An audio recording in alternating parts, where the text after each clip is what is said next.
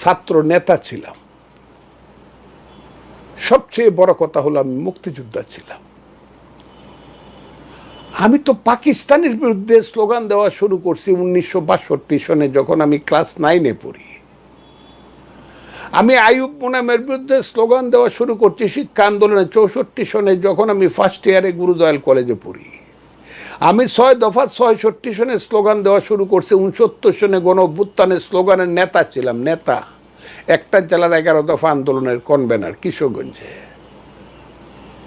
আমি 70, 71 সারা কিশোরগঞ্জ সহ ঢাকা বিশ্ববিদ্যালয়ের পঞ্চপাণ্ডবের আমি ছিলাম একজন। কোনদিন তো একটা স্লোগান, তোমার আমার ঠিকানা, কত সুন্দর স্লোগান, পদ্মা মেঘনা, আইয়ুব মোনায়েম ভাই ভাই, সবচেয়ে কঠিন স্লোগান এক রশিতে ফাঁসি চাই, তাও খুব বেশি দেই নাই। যখন গুলি করে মারছে, রাগ যখন শরীরে আসছে, 2 দিন স্লোগানটা দিছে।